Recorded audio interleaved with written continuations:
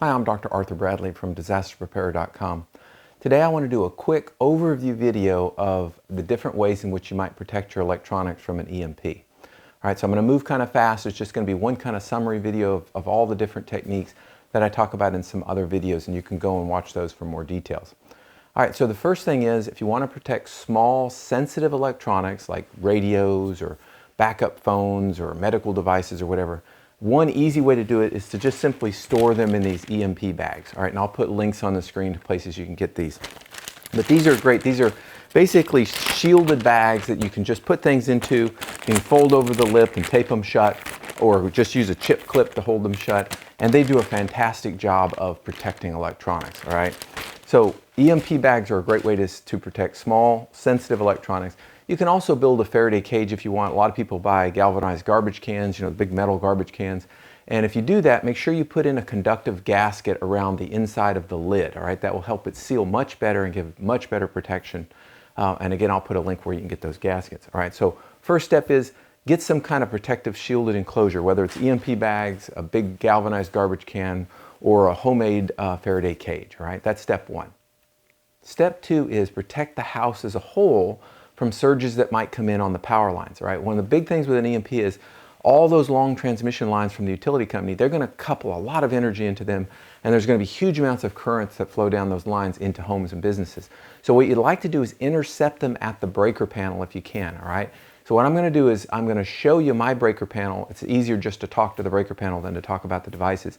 But there are basically two protections. You're going to put on a quality surge protection device, and you're going to put on high saturation whole house ferrites, all right? And I'll show both of those in my breaker panel so you get an idea of what those look like and how they're installed. Okay, so let's take a look at the surge protection that's installed at the breaker panel of your house. So there are really two different things. There's a quality surge protection device. Now this particular one is the Siemens FS140. I looked at about a dozen different surge protection devices, took them all apart and looked at the protective devices inside, and it was the one that I felt like offered the best protection. All right, now there are many other good quality surge protection devices, so if you already have one on your home that you're content with, certainly don't pull it off and replace it. I'm not recommending that. But if you haven't gotten one already, you might take a look at this Siemens product. I don't sell them, but I do recommend them. I think they're a very good quality product. The other thing that you want to install is you want to install these high saturation ferrites. All right, now these ferrites are custom modified ferrites that we sell at disasterpreparer.com. And what they do is they don't saturate with the currents that most ferrites would saturate at. They have much higher currents that can go through them before they saturate. And that's really important for a house application because you have lots of current that flows through these wires that then gets provided to the home. All right, so the way the protections work, they work in tandem. As the current were to come into the home, it flows through the ferrites. Now, if you suddenly had a large current transient, let's say due to an EMP or something like that, the ferrites will dampen that transient down. They'll try and drive that peak down, and they'll also spread it out in time. Now, spreading out in time is really important because by spreading the pulse out in time, it gives the surge protection device time to turn on and shunt that energy away to ground. All right, so that's why they work so well together. Is the ferrites essentially act as the intermediary stage that gives the surge protection device a chance to function at its peak potential for very fast transients, such as something like an EMP. All right, so it's very straightforward to install. Of course, we do recommend always that you have an electrician install these sorts of things. A breaker panel is very dangerous to be working inside. The surge protection device will wire to some secondary breaker. Typically, it's a 20 amp or maybe even a 30 amp double pole breaker. And the ferrites just clip around these main wires. In this case, I have a line 1, so I put a ferrite around line 1, I put a ferrite around line 2, and I put a ferrite around the shared neutral ground wire. All right, now some homes have separate neutral and separate ground wires, so you might need 4 ferrites instead of 3. But I find that most homes 3 is usually the right amount. All right, so again, this is what I recommend at the breaker panel: quality surge protection device, some whole house high saturation ferrites. All right, so in addition to the quality surge protection device and the whole house high saturation ferrites, I recommend that you install a number of broadband ferrites on your sensitive electronics that must remain plugged in your home. All right, so broadband ferrites just look like this. They look just like the high saturation ferrites, except they're not custom modified, all right? They go around the power cords of your different devices. So maybe your laptop power cord, or your washer or your dryer or your mixer or whatever it is you're worried about protecting. And they just open up and they clip around the power wire. They go around the entire power wire, all right? If there's 4 wires in there, you clip it around the entire bundle, the entire cable. not individual wires, all right? So they go around the entire power wire. And again, they have a similar function to the high saturation ferrites. Basically what they do is as current tries to suddenly change in those wires, maybe energy gets induced on the power wires, it will try and dampen those transients and help protect electronics. All right, and commercial companies have known about ferrites for a long, long time. If you look at maybe your monitor for your computer, you'll see built-in ferrites that they've put in on the power wires already. All right, so good quality broadband ferrites, again, I'll put a link for them. There are many, many types of ferrites, all different materials. They give different frequency responses. They help versus different things. I've tried to make it simpler for people by going through all that and just recommending a set of ferrites that do a very good job at suppressing high frequency transients, such as those from an EMP. All right, the next logical question would be, well, how do I protect my vehicles? Now, cars and trucks are susceptible to an EMP because obviously they have lots and lots of complex electronics in them, displays, computers, and so forth.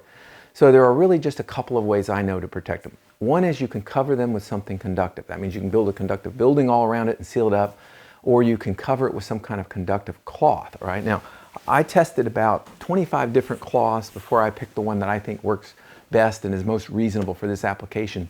And that's this one here, all right? Now, if you zoomed in with a little microscope on the cloth, it feels like cotton, but if you zoom in, you'll see that there's a whole bunch of stainless steel threads that are interwoven in the cloth, which makes it conductive. And if you make a cover with this conductive cloth and you drape it over the car, you essentially put a barrier between your car and anything external that might be bringing in energy.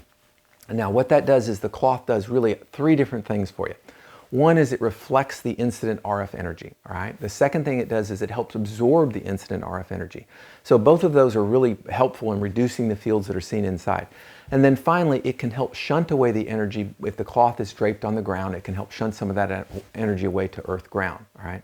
So it does a very good job of protecting things just like any conductive barrier would. The disadvantages of it are twofold. One, it's very expensive to have a whole cover made for a car. It might cost a couple $1,000s. And two is it can't be used when you're actually driving, of course, right? So that leaves your vehicle unprotected for much of the time. So while it's a very good protection strategy, it really is only useful for when you're going to put your car away for the night. Let's say you put your cover over it and you have some measure of protection. So you need another way of protecting the vehicle when you're actually operating the vehicle. And so what I did is I came up with a distributed approach to doing that. It consists of three different components. The first is a surge protection device that goes across the battery. All right, so you just wire it directly across the battery, and it essentially limits the maximum voltage that can develop right there near the battery. And that's really important so that the battery doesn't drive out a lot of current or sink in a lot of current should there be a sudden transient introduced on the cables. The cables are primarily where the transients are going to be developed on. So this device called a transient reducing auxiliary plug for the battery, this is the B version that goes across the battery, is the first step. The second step are these transient reducing auxiliary plugs, or traps, all right? Now, they're pretty neat little things, all right? They have a very high power transient suppression device inside of them, 5,000 watts. And they just go inside of the cigarette lighter receptacles. So if you have two cigarette lighter receptacles spread around the vehicle, you'd put one in each one, and it offers distributed protection. You can kind of think about each one of these offers a zone at which it would shunt energy away to ground, all right? So by inserting these and having a trap at your battery, you end up with multiple points in the vehicle that have transient protection and help suppress any kind of transient energy that gets introduced, all right? So these are called traps or transient reducing auxiliary plugs. Again, I'll put a link on the screen for them. They're pretty neat. I came up with these, I guess it's probably been about 6 months ago, and they've been very popular. All right, and then finally, you can put some ferrites on the main power wires coming off of your battery. All right, again, what these do is they try and limit any kind of surge energy that the battery might try and drive out or pull in. All right, again, trying to help prevent damage to the systems in the car.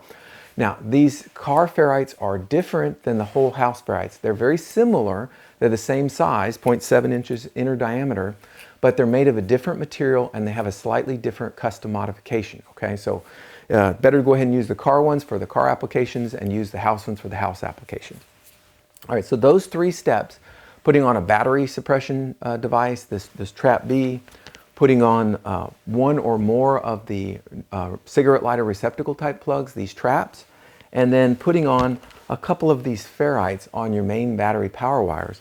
Those are the method in which I recommend to offer some protection from transients, not just EMP transients, any kind of transients really, for your vehicles, all right? I think they're very effective. I test them on my car, watched how the transients were suppressed, and I use them on my own vehicles as well. All right, so that's for the vehicles. So the next question is, all right, now what about generators? All right, now large outside generators, what we call standby generators, there's a limit to what you can do for them. All right, really the best you can do is put large broadband ferrites on their power wires. All right, so again, ferrites that, and we sell some as big as 1 inch inner diameter, and you would put these around the power wires, one close to the generator and one close to where the generator feeds into the home. And that's about the most you can do for large standby generators. The good news is standby generators are generally considered robust and not very susceptible to an EMP, with the exception of those power wires that feed into it, which could bring in damaging energy. All right, now for portable generators, you can treat them very similar to cars. You can cover them with conductive cloth. That certainly provides a protective barrier versus any kind of EMP wave that would come in. You can also use these transient reducing auxiliary plugs. If your portable generator has one of the sort of cigarette lighter plugs on it, the 12-volt cigarette lighter plugs, you can certainly use these transient reducing auxiliary plugs. You plug those in there, and what they do again is they act as a suppression node, a transient reducing point for that system around it. All right, it helps to sort of shunt away unwanted energy to ground in that vicinity of where you plug the plug in. All right, so they're very useful for doing that.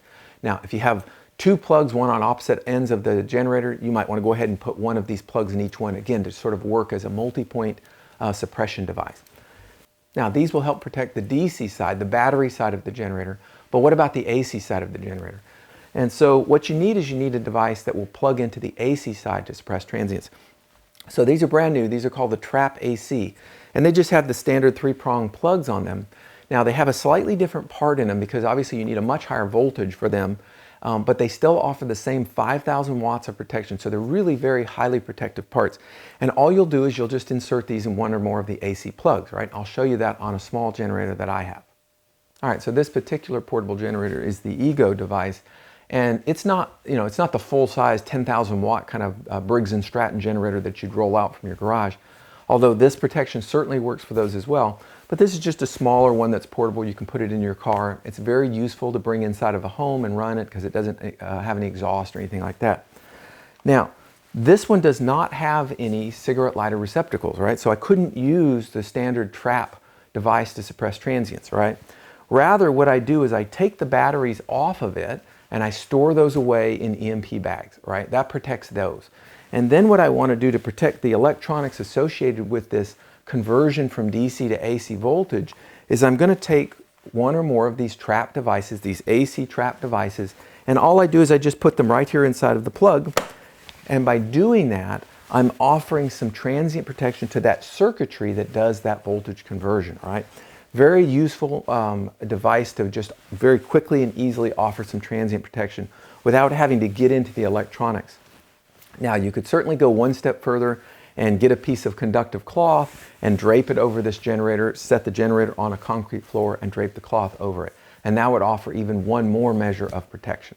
All right, so portable generators, you simply cover them with something conductive like conductive cloth, as well as use these trap devices, whether you're using one of the trap that goes in the cigarette lighter, if your generator happens to have one, or whether you're using these Trap ACs that go into the AC plugs. All right, again, that would offer some transient protection and also some energy reduction that might be coupled into the electronics. All right, finally, solar power generation systems. Everybody wants to know how to protect their solar power generation system. And the short answer is if it's fully operational, in other words, it's up on the roof and it's all connected, there are some limits to what you can do. You can offer some protection to it, but there's only so much you can do. So what I recommend is you put large broadband ferrites up by the panels, all right, around the photovoltaic wires, the PV power wires, up near the panels. And then put another set of broadband ferrites down near the inverter if you have a centralized inverter case. If you have microinverters, you would put the second broadband ferrite down as it feeds into either your charge controller or whatever it is that's typically inside the garage. All right, again, and we have large broadband ferrites that go all the way up to 1 inch. They're quite large devices, so you can put quite a few wires through them and just clip it around it, and it gives you a measure of transient protection. One at each end of the power wires, the PV wires that go between the house and the panels themselves.